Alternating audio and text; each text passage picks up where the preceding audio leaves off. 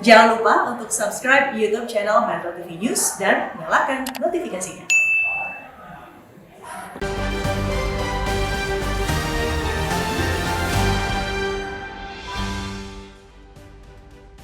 Halo, selamat pagi, salam sehat untuk kita semua. DPR RI dan Komisi Pemilihan Umum atau KPU telah sepakat memangkas durasi masa kampanye pemilu 2024 yang semula 90 hari menjadi 75 hari saja. Kita harus mendukung pemangkasan masa kampanye itu demi efektivitas. Pemangkasan waktu ini juga bukti bahwa lembaga negara belajar dari pemilu sebelumnya. Inilah editorial Media Indonesia edisi hari ini, 8 Juni 2022 dengan tema efektivitas masa kampanye bersama saya Indra Maulana. Dan editorial Media Indonesia juga dapat Anda simak di MG Radio Network di frekuensi 94,7 FM di kawasan Jakarta dan sekitarnya. Anda para pendengar juga bisa berpartisipasi dalam editorial Media Indonesia. Sampaikan pertanyaan, pendapat Anda, respon Anda terkait tema yang akan kita bahas nanti di nomor telepon 021 583 9900. Dan pagi hari ini saya sudah bersama anggota Dewan Redaksi Media Group, Jaka Budi Santosa. Selamat pagi, Mas Jaka. Selamat pagi. Salam sehat ya. Salam Baik, sehat. Mas Jaka, sebelum kita bicara tema editorial kita terkait dengan pemilu lah ya, ini kita bicara nanti bagaimana efektivitas masa kampanye yang dipotong dari 90 hari ke 75 hari begitu ya. Kita lihat dulu pemirsa, saya ajak Anda juga untuk menyimak harian Media Indonesia di halaman 1. Ini adalah headline yang juga ramai diperbincangkan sejak kemarin ya. Polisi selidiki sumber dana Khilafatul Muslimin. Ini kalau kita lihat ada juga pendapat yang menyebutkan ya, saya kalau kutip dari pemberitaan di Media Indonesia juga ada pengamat terorisme dan intelijen ya, Ridwan Habib yang menyebut bahwa ini lebih sebenarnya bentuknya lebih kayak dianalogikan seperti Sunda Empire, kasus Sunda Empire. Jadi kalau bedanya ISIS dengan HTI dan lain sebagainya itu ingin menghilafahkan negara-negara yang ada di dunia, begitu kan ya. Nah kalau ini lebih pada seseorang ini itu ingin menjadi khalifah, agak halu gitu, ada kata-katanya begitu. Tapi catatan Indonesia seperti apa? Iya, saya pikir apapun itu akan jelas melanggar kesepakatan kita ya. Kita kan jelas-jelas bukan negara agama, tetapi kita juga bukan negara sekuler. Kita sudah berkali-kali mengingatkan bahwa ya ideologi kita itu adalah Pancasila, tidak ada ideologi lain, tidak ada kita akan menjadi negara khilafah seperti yang diinginkan si Baraja ini. Itu jelas-jelas melanggar dan kita mendukung sepenuhnya apa yang dilakukan oleh aparat keamanan, oleh Polri dengan menangkap mereka dan harus diberi hukuman yang signifikan sehingga tidak akan ada lagi orang-orang yang masih saja ingin memaksakan pemahaman mereka, pemahaman yang keliru terhadap negara ini. Bahkan ini kan ada sampai dilihat di Lampung, di situ ada kampung khilafah. Betul. Artinya ini kan kalau kita lihat yang lama ya, Mas, ini kan adalah artinya NII gaya baru. Mengapa ini masih benih-benih ini masih ada dan malah ada kampung ini kan artinya kan beberapa warga masyarakat sepakat mereka dengan konsep ini gitu. Iya, saya pikir keyakinan itu agak susah ya ketika seseorang sudah punya keyakinan ya mereka menganggap keyakinan itu betul dan ini menurut tanggung jawab kita semua untuk menyadarkan mereka. Salah satunya tokoh-tokoh agama terutama agama Islam ya dalam hal ini ya. Untuk betul-betul menyadarkan bahwa khilafah itu tidak ada tempatnya di negara kita. Kita adalah negara-negara Pancasila, kita Islamnya Islam moderat dan ya kita banyak agama di sini dan kita tidak boleh meminggirkan agama-agama yang lain. Dan saya pikir apapun kita terus mengingatkan lah bahwa khilafah tidak ada tempat di Indonesia. Ideologi kita ya Pancasila. Ideologi kita adalah Pancasila dan kita juga mengingatkan kepada seluruh aparat dan tokoh bangsa, pemahaman-pemahaman seperti ini pasti akan timbul di kemudian hari dan itu harus kita antisipasi. Ya, saya tambahin sedikit lagi karena ini cukup besar perhatian masyarakat dan pemberitaan juga di Indonesia ini menjadi headline yang sangat besar begitu ya. Persoalan penangkapan dan lain sebagainya, ini kan persoalan di hilir ya. Tapi akan ada persoalan di hulu yang mungkin jarang juga kita concern tentang ini, yaitu pemantapan ideologi Pancasila sendiri. Ini bagaimana sejauh ini mungkin sedikit singgung aja karena kemarin kebetulan ada pelantikan Profesor Dr. Megawati ya honoris causa ya sebagai kepala BPI. Ini peran BPIP sejauh ini kayak apa sih sebenarnya? Ya, saya pikir kalau kita kembali ke Pancasila ya, bahkan sebelumnya kan ada survei yang mengatakan cukup banyak, bahkan sangat banyak saya bilang orang Indonesia yang tidak paham, tidak hafal sila-sila Pancasila kan. Itu membuktikan bahwa ya Pancasila sebenarnya belum membumi, bahwa Pancasila mungkin masih menjadi sekedar ideologi apa di atas kertas, tetapi di tataran kehidupan sehari-hari banyak juga yang belum melaksanakan. Tidak hanya masyarakat biasa, para pejabat, para elit pun juga tidak melaksanakan Pancasila.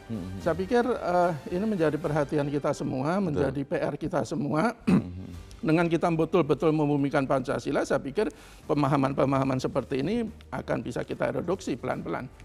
Oke, sambil bergeser ke headline kedua yang kita bahas di halaman ketiga ini mungkin agak nyambung sedikit, ada kurang lebih sedikit ada benang merahnya gitu ya, Mas Jaka. Politik identitas sudah usang. Kalau tadi kita bahasnya adalah bagaimana mereka ingin mendirikan negara khilafah dan lain segala macamnya. Nah kemudian kalau mereka tidak secara terang-terangan tidak berhasil, ada yang menyebut nih pengamat terorisme, mereka menyusup ke kekuatan-kekuatan politik yang ada sekarang ini begitu, bahkan menyisipkan kemudian ditunggangi politik identitas, ditunggangi oleh mereka yang ingin maju menggunakan strategi politik identitas. Nah kemarin kita diberi gambaran begitu saat kick off di Metro TV kan, saat kick off sebagai election channel, kita diingatkan oleh sejumlah analis politik bahwa sebenarnya strategi menggunakan politik identitas itu sudah usang. Ya, saya pikir kita semua harusnya sepakat ya bahwa politik identitas itu dia tidak boleh dipakai dalam setiap kontestasi. Kalau kita lihat pengalaman 2014, 2019 bahkan sebelumnya 2017 itu kan politik identitas terlihat sangat menonjol. Betul. Dan mungkin bisa jadi pertimbangan para kontestan nanti bahwa mereka yang menggunakan politik identitas itu justru kalah. Itu justru tidak mendapat tempat di mata masyarakat dan mereka tidak berhasil memenangkan kompetisi. Dan kita berharap politik identitas tidak ada lagi, meskipun harapan ini saya pikir juga terlalu berlebihan. Kalau kita minta harapan ini terlalu berlebihan. Terlalu berlebihan. Saya sih yakin politik identitas akan tetap ada, cuman mungkin akan berkurang. Dan itu tanggung jawab kita semua untuk betul-betul mengurangi penggunaan politik identitas ini. Artinya apa namanya, kontestan politik nanti juga kurang lebih masih melihat ini masih seksi dimainkan tanda kutip begitu. Iya, saya pikir mungkin kalau kontestan politik mungkin akan ada perubahan sikap ya, tetapi untuk di kalangan masyarakat politik identitas saya pikir akan tetap mewarnai ya. Kalau kita lihat sampai sekarang pun terutama di media sosial, politik identitas itu masih sangat kental. Setiap ada persoalan pasti dikaitkan dengan identitas. Dan saya pikir ini sebuah persoalan yang saya pikir tidak dengan mudah bisa kita atasi ketika kita masih terbelah-belah seperti sekarang. Iya, tapi Mas Jaka menyadari nggak di politik identitas ini ada satu pihak yang menggunakan politik identitas tapi kemudian sudah mulai memudarkan, residunya masih ada. Tetapi di satu sisi ada kekuatan yang terus memojokkan itu narasinya mereka itu adalah politik identitas. Jadi merawat adanya politik identitas betul, ada di seberang juga begitu kan? Betul. Ini sebenarnya kan ada yang memanfaatkan juga. Ketika di satu pihak sudah berusaha untuk membuang jauh-jauh politik identitas, tetapi di pihak lain itu berusaha memaksakan agar ini tetap menggunakan politik identitas karena yang menggunakan politik identitas memang justru mendapat antipati di masyarakat.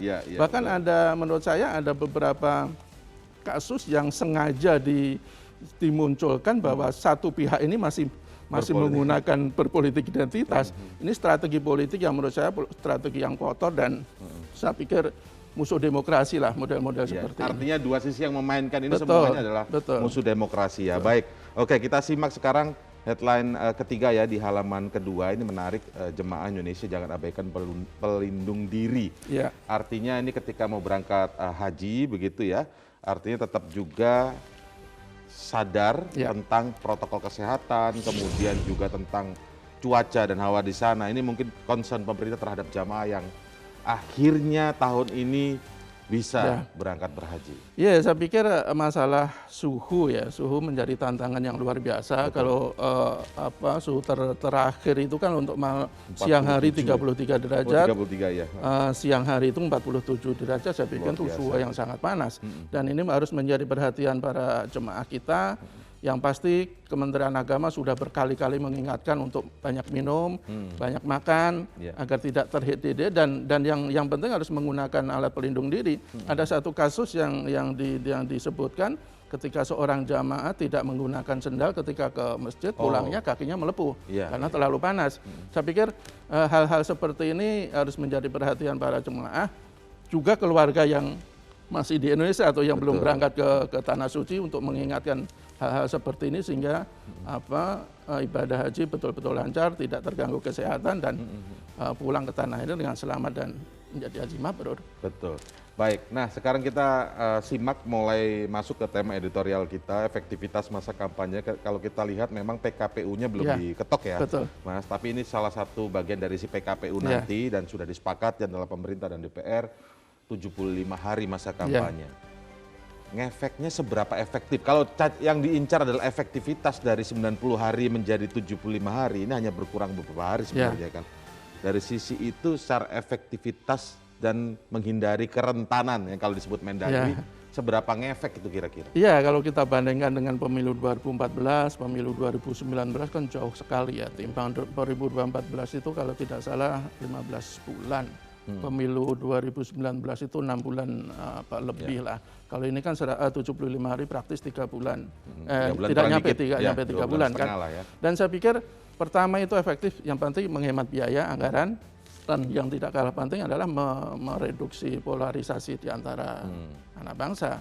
Ketika kampanye terlalu lama, berbulan-bulan, lebih dari setahun bahkan, saya pikir polarisasi dan persaingan yang tidak sehat itu akan semakin lama terpelihara. Tetapi ketika dipersingkat, ya kita berharap polarisasi akan tidak menonjol juga dan akan lebih mereka akan betul-betul lebih menggunakan waktu yang tidak terlalu lama itu untuk menawarkan program untuk memperkenalkan diri dengan cara-cara yang baik. Oke, tapi kita simak dulu ya. Kalau gitu tayangan lebih lengkap dari editorial kita sebelum kita ulas lebih jauh efektivitas masa kampanye.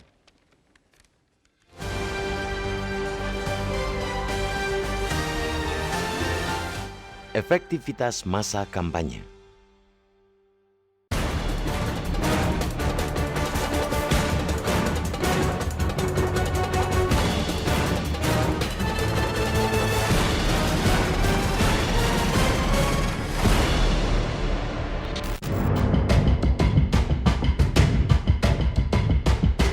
DPR RI dan Komisi Pemilihan Umum atau KPU telah sepakat memangkas durasi masa kampanye pemilu 2024 yang semula selama 90 hari menjadi 75 hari. Keputusan itu disampaikan kemarin oleh Ketua DPR Puan Maharani.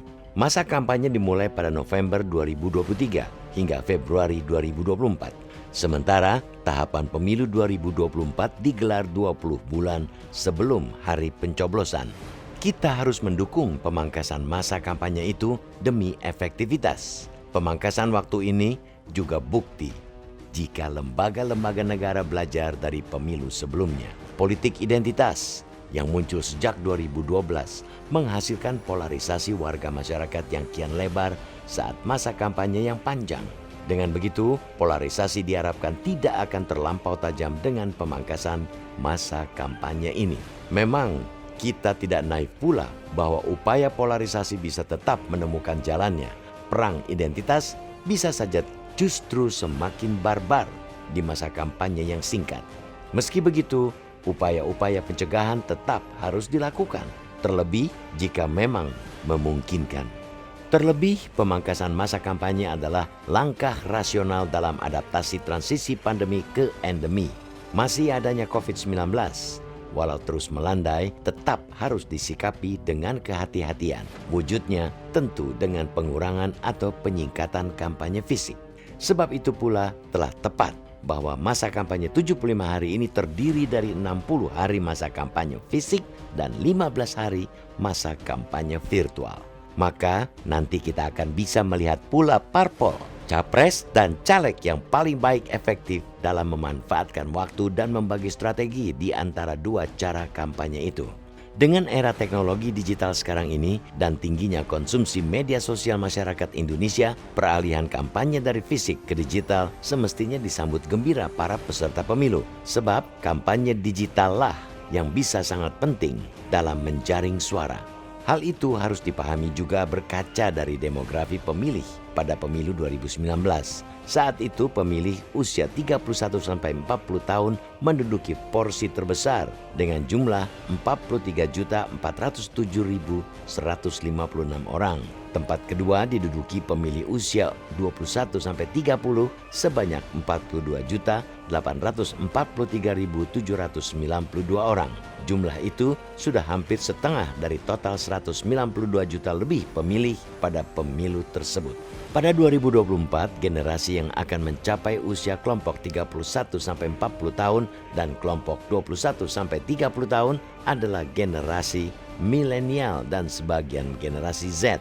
Generasi ini adalah pengguna internet yang sangat aktif, bahkan dapat dikatakan sebagai motor dunia medsos. Sebab itu kampanye digital semestinya bukan hanya didukung, justru memang harus lebih diperjuangkan oleh para peserta pemilu. Di sisi lain, ketika para peserta pemilu dituntut lebih efektif berkampanye, para penyelenggara pemilu harus bisa berkinerja tinggi. Distribusi logistis, infrastruktur teknologi, dan sumber daya manusia harus siap tepat waktu dan tanpa celah.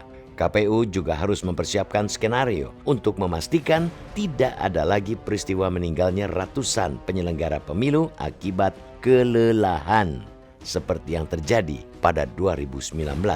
Tanpa skenario yang baik, potensi kelelahan sangat terbuka mengingat padatnya jadwal pemilu 2024. Kinerja tinggi juga harus dibuktikan Mahkamah Agung yang telah berkomitmen dengan masa penyelesaian sengketa pencalonan maksimal 15 hari. Kecepatan dan ketepatan penyelesaian sengketa pemilu akan menghindarkan masyarakat dari potensi kegaduhan dan perpecahan. Dengan sudah akan dimulainya tahapan pemilu pada Juni ini, maka kesiapan seluruh pihak itu harus dimulai pula. Tanpa kesiapan, segala pemangkasan bukan menjadikan pemilu yang efektif, melainkan hanya pemborosan puluhan triliun rupiah uang negara.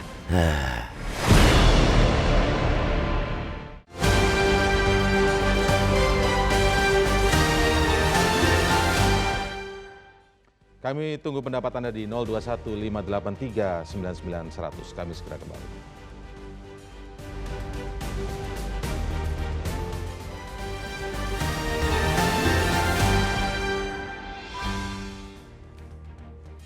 Efektivitas masa kampanye. Tadi kita disuguhkan dengan penjelasan bahwa 75 hari ini adalah hasil dari belajar lembaga-lembaga bahwa semakin panjang masa kampanye itu rentan dengan adanya, kalau kita belajar yang pemilu-pemilu sebelumnya, dua pemilu sebelumnya mungkin itu dengan kerentanan akan polarisasi yang kemudian semakin dalam, bahkan residunya kalau kita lihat, kita rasakan kurang lebih sampai sekarang ya. Sampai sekarang. Apakah residunya ini gara-gara memang karena polarisasi saat pemilu-pemilu sebelumnya itu, atau terakhir pemilu 2019, atau karena dirawat buzzer?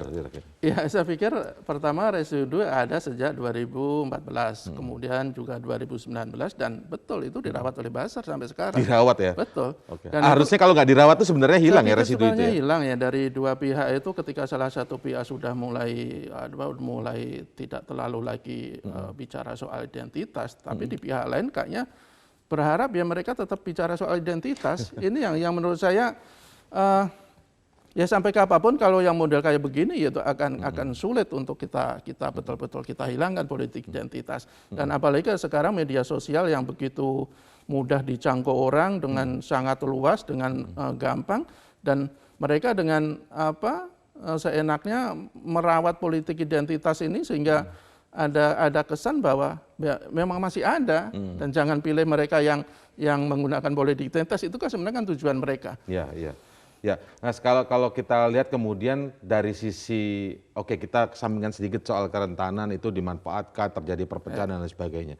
Tapi bukankah dalam demokrasi itu sebenarnya adalah ladang di mana kita bertarung ide dan gagasan. tidak hanya milik elit loh, tetapi kan ini milik semua, milik publik sebenarnya.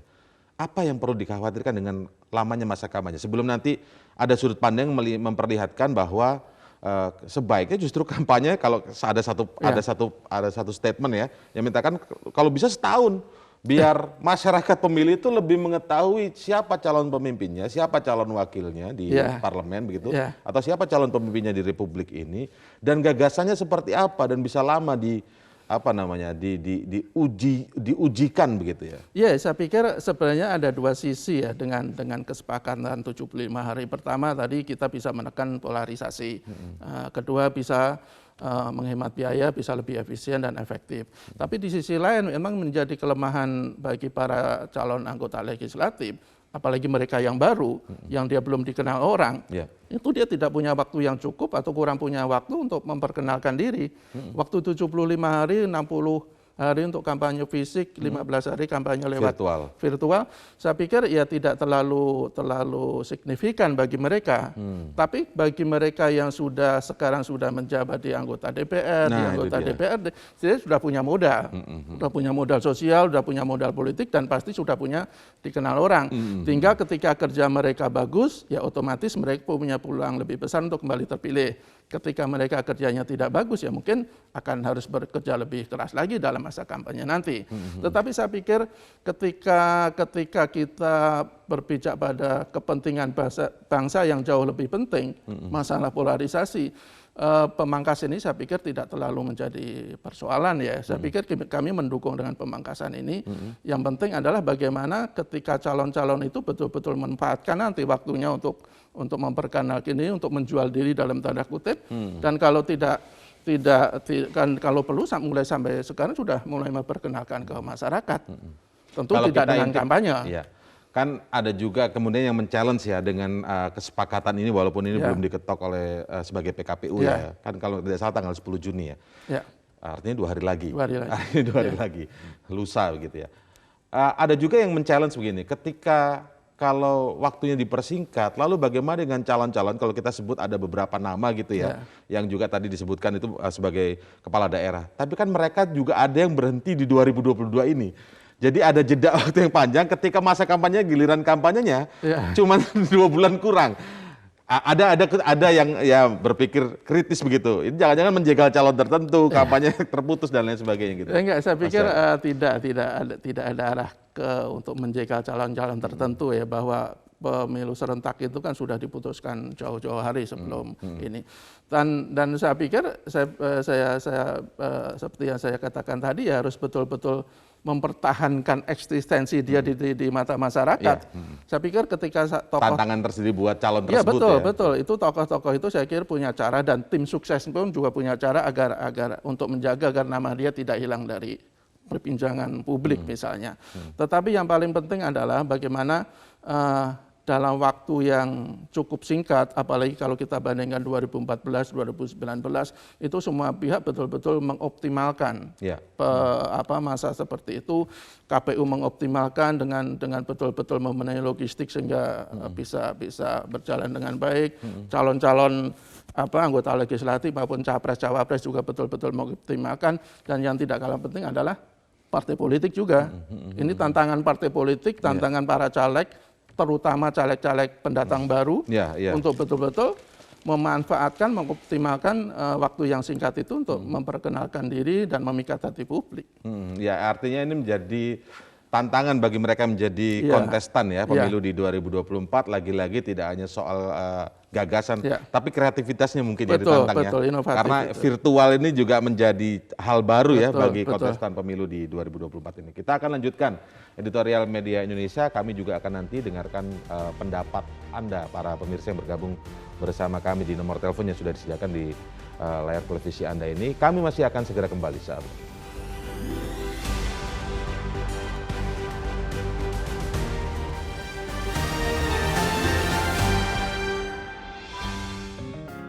Media Indonesia mengajak Anda untuk mengakses fitur premium e-paper. Dengan sajian konten berbasis intelektual dan meneguhkan kebangsaan, Media Indonesia tampil dengan lebih dinamis melalui e-paper Media Indonesia yang dapat Anda akses kapan saja, di mana saja. Caranya mudah, download aplikasi Media Indonesia di Android atau ketik link ePaper.mediaindonesia.com atau bisa scan QR Code pada layar kaca Anda. Klik tab ePaper di bagian samping layar tablet Anda, daftarkan data diri, serta pilih paket berlangganan ePaper Media Indonesia sesuai dengan kebutuhan Anda. Nikmati juga bonus spesial tambahan 4 halaman rubrik fokus setiap hari. Semua bisa Anda dapatkan hanya di ePaper Media Indonesia. Untuk informasi lebih lanjut, hubungi customer service di nomor 0811 1201 2018 atau kunjungi media sosial @mediaindonesia. Media Indonesia, referensi bangsa. Masa kampanye telah disepakati hanya berlangsung 75 hari saja dan ini nanti akan diterapkan atau dimasukkan ke dalam PKPU yang akan diketok pada 10 Juni, 2 hari lagi. Sekarang saya akan dengarkan pendapat Anda pemirsa yang bergabung, di nomor teleponnya sudah ada. Pak Edward di Curug Bengkulu, selamat pagi Pak Edward. Jadi Halo. Halo. Silakan Pak. Kita selamat pagi Metro TV. Kita sangat apresiasi apa keputusan KPU dengan DPR bahwa ada peningkatan masa kampanye. Karena begini, kalau kita kategorikan pemilih di Indonesia itu ada 3 golongan. Pemilih yang emosional, pemilih yang rasional, dan pemilih yang transaksional. Kalau emosional itu pokoknya, itulah kira-kira. Ya. Itu mungkin karena hubungan kekerabatan atau satu aliran. Oke. Kalau yang transaksional itu siapa yang berani bayar. Oke. Ada pemilih yang rasional. Nah, rasional ini sekarang yang dominan, usia 20 sampai 41 tahun itu pasti kebanyakan tidak gagap teknologi. Mereka, nah ini fungsi medsos sangat penting nanti, sangat utama kayaknya medsos nanti itu dalam masa kampanye. Yang ingin saya soroti adalah satu, kalau pemilihan presiden itu mungkin lebih banyak yang rasional. Saya ingatkan bahwa citra elektabilitas itu tidak bisa diciptakan dalam sekejap, dalam 75 hari itu nggak mungkin. Karena pemilih rasional itu melihat track record dan kinerja selama mereka menjadi pejabat publik. Tokoh-tokoh nasional, nah nggak mungkin lah dalam ciptakan. Nah cuma kalau pemilihan di daerah, pemilihan anggota DPR, pilkada itu lebih banyak money politiknya yang besar. Transaksional ya? Money politik, transaksional yang banyak. Itu kenyataan di lapangan, nggak ada lah. Makanya terbukti kan bahwa para kepala daerah banyak yang OTT. Contohnya sekarang di Yogyakarta, di Bogor, di mana yang di seluruh daerah Indonesia bagian timur. Nah ini tugas partai-partai politik untuk menyaring sebenarnya siapa calon yang mereka dukung. Carilah pemimpin-pemimpin yang betul-betul ingin melayani masyarakat. Inilah tugas partai politik, mendewasakan masyarakat dalam berpolitik agar kita menjadi lebih baik, negara kita lebih maju. Jangan memilih siapa yang berani bayar mahar yang besar. Ini yang salah, ini yang terjadi selama ini yang kita sesalkan. Saya setuju Nasdem dengan politiknya tidak menerima mahar. Mudah-mudahan itu tetap konsisten dan diikuti oleh partai-partai lain. Cuma saya harapkan Nasdem juga nanti dalam mendukung presiden, pilihlah orang yang punya kapabilitas, yang punya track record yang baik. Saya sangat simpati dengan apa yang dilakukan Nasdem.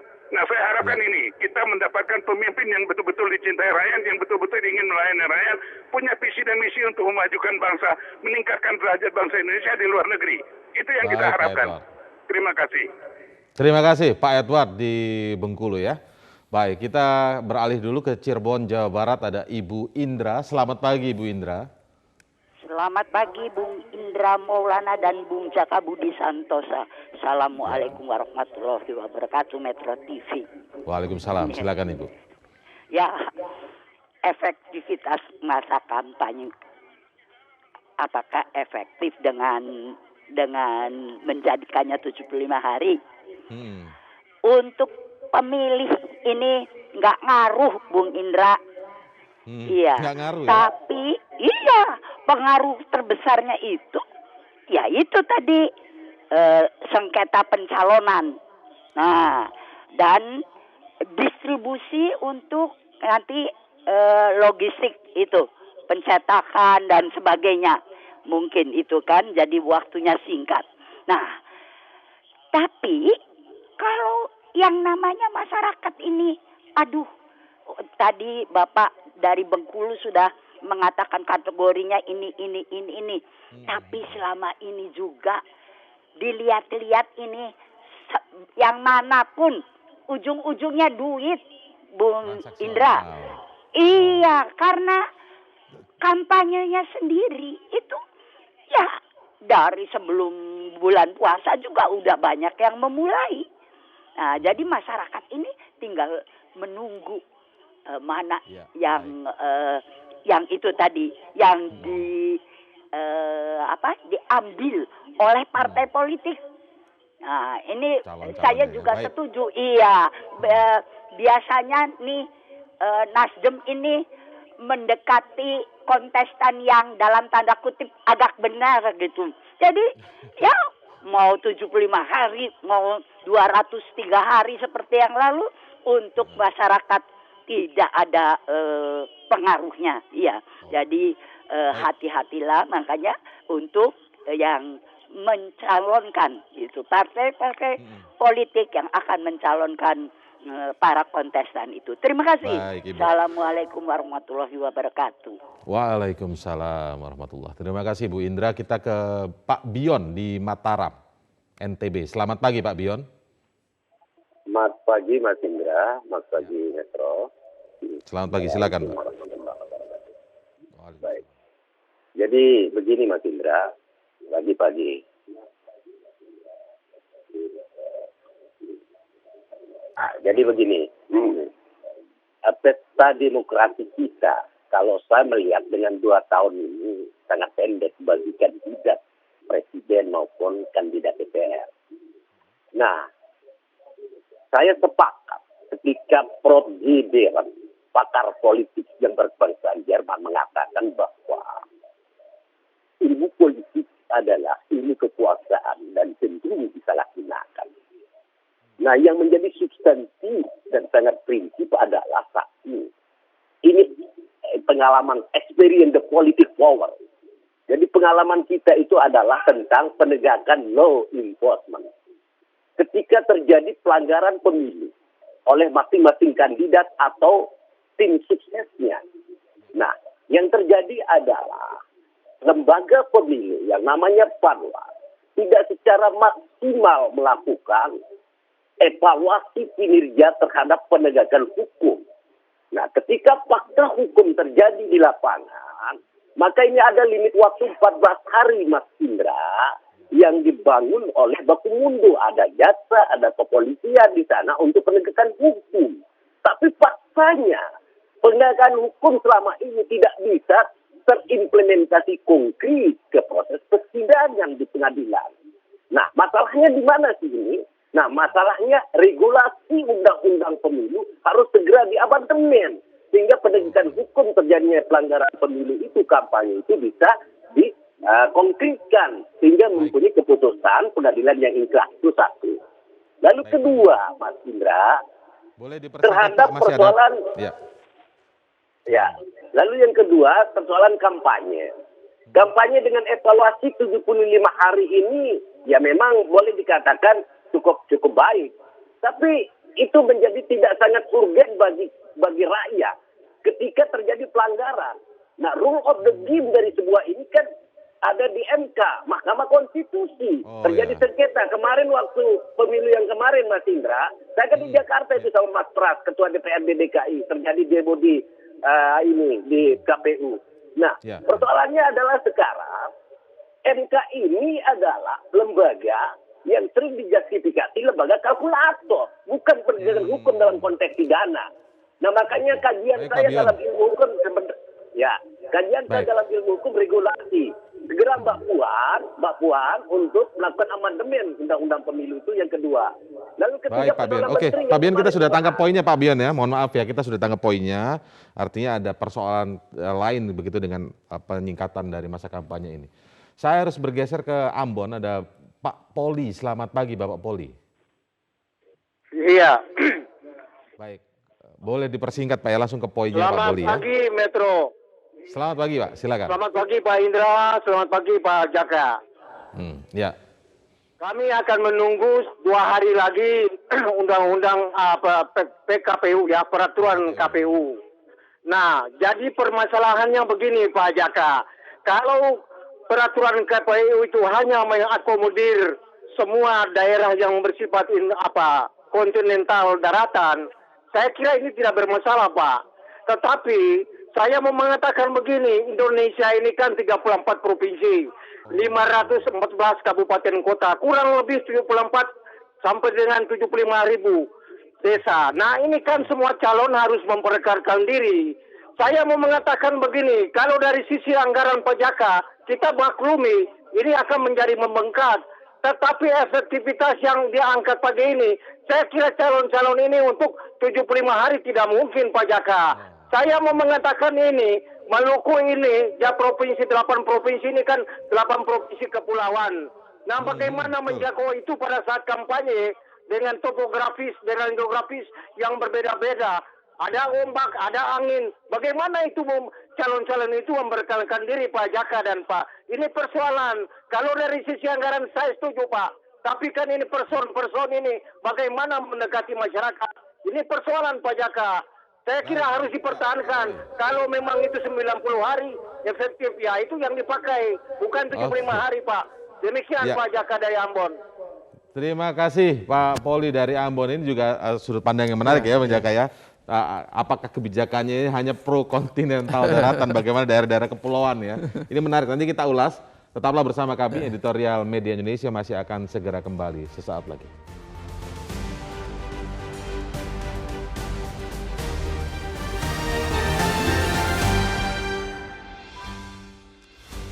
Kita tadi sudah dengar ada 4 pemirsa yang memberikan pendapatnya ke Editorial Media Indonesia. Saya ingin menggarisbawahi yang poin terakhir dari Pak Poli ya, penelpon terakhir tadi. Ada poin yang menarik. Kita melihat ini 75 hari ini efektif. Memang akhirnya mindsetnya adalah tadi istilahnya kontinental daratan ya.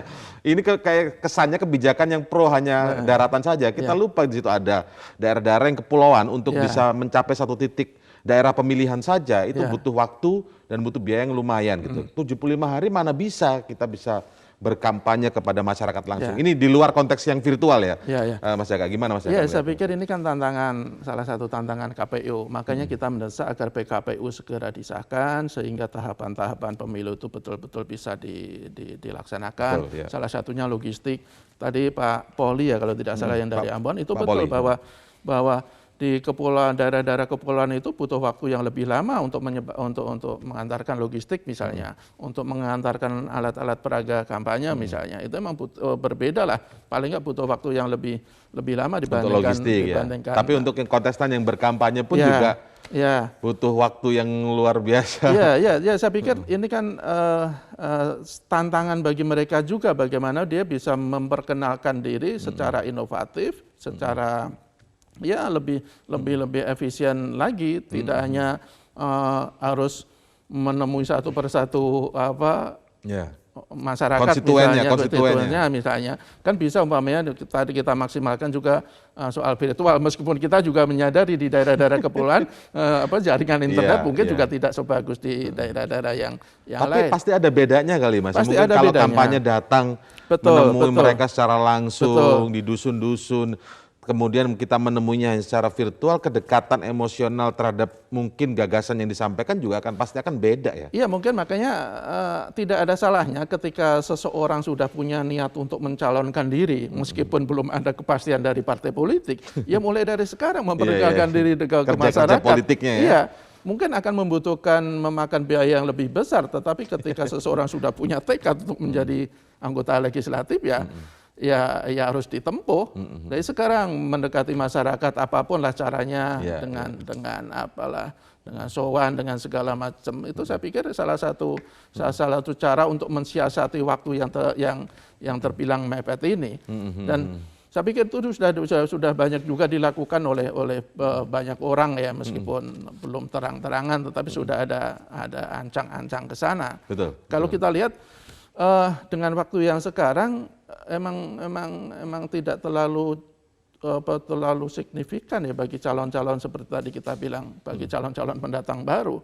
Apalagi nanti seperti yang sebelum-sebelumnya perhatian publik itu akan lebih tersedot ke Pilpres, iya. mungkin untuk caleg-caleg itu akan semakin agak tidak terlalu dilirik lah, kecuali kan yang sudah punya nama, yang sudah menjabat, apalagi mereka yang paling nggak punya modal popularitas betul, dulu, punya begitu popularitas, ya. Walaupun belum tentu ada elektabilitasnya gitu ya. Betul ya, dan ya inilah butuh kejelian dari masyarakat, butuh kerja keras dari calon-calon kontestan, dan tentu saja perlu kerja ekstra keras dari penyelenggara pemilu. Ya kan, kalau ada rumus itu kan dikenal, disukai, dipilih. Dikenal belum tentu disukai, belum tentu dipilih, kan ada tahapan itu ya.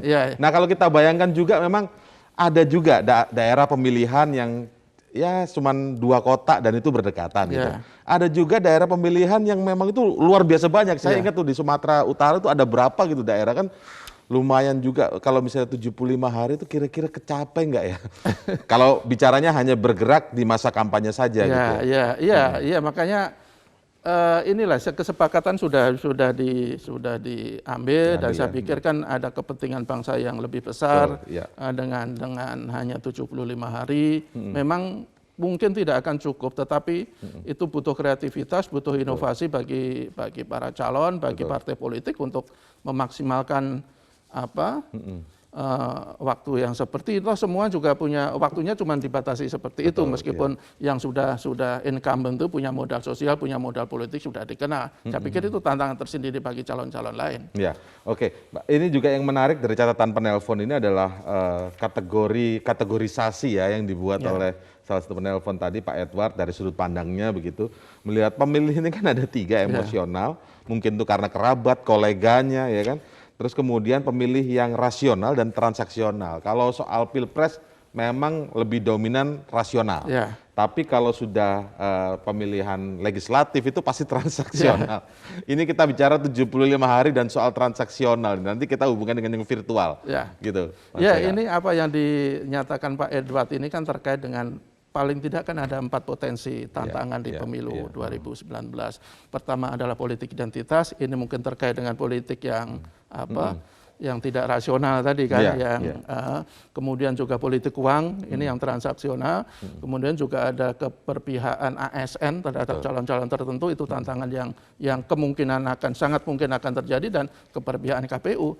Tapi ini tantangan-tantangan yang tidak kecil, tidak ringan, dan itu harus betul-betul diantisipasi. Salah satu cara yaitu kita kembalikan lagi ke rakyat. Mungkin banyak yang bilang kita tidak bisa menyalahkan rakyat, tetapi bagi saya itu rakyat itu punya peran yang sangat besar untuk membuat pemilu berkualitas. Kalau tadi Pak Edward soal transaksional, posisinya tidak pasif ya, betul, bisa aktif. Harusnya aktif. Ketika politik transaksional masih sangat tinggi, ya rakyat punya kontribusi di situ, kontribusi yang sangat besar, punya peran yang sangat menentukan. Ketika dia tidak mau menerima, ya tidak akan jalan. Kita kan berkali-kali mengingatkan, kita hanya memilih, jangan hanya pertaruhan 5 tahun ke depan, jangan hanya kita pertaruhkan hanya beberapa detik di bilik suara, karena kita mendapat uang 200 atau 300 ribu, tetapi selama 5 tahun sengsara misalnya. Itu kan berkali-kali selalu kita ingatkan, bukan berarti kita menganggap masyarakat itu belum pintar, tetapi harus kita katakan masih banyak juga masyarakat yang yang penting dapat duit sekarang, masalah 5 tahun lagi itu urusan nanti. Itu kan sebenarnya tidak sikap yang menurut saya tidak betul. Oke, baik, ini tentu menjadi pembelajaran tentu saja bagi kita semua, bagaimana poin yang kita bicarakan pada hari ini lebih kepada kita menuju kepada pemilu yang berkualitas ya, tidak terjebak pada proseduralnya saja. Secara prosedur semakin baik, tapi secara kualitas hasil pemilu juga tentu harus semakin baik, dan tentu saja jangan ada yang lagi menggunakan politik identitas di situ. Oke, baik, terima kasih Mas Jaka atas waktunya di Bedah Editorial pagi hari ini. Selamat pagi, salam sehat. Dengan sudah akan dimulainya tahapan pemilu pada Juni ini, kesiapan seluruh pihak itu harus dimulai pula. Tanpa kesiapan, segala pemangkasan bukan menjadikan pemilu yang efektif, melainkan hanya pemborosan puluhan triliun rupiah uang negara. Demikian editorial Media Indonesia pagi ini. Saya Indra Maulana, pamit. Selamat pagi, salam sehat untuk kita semua.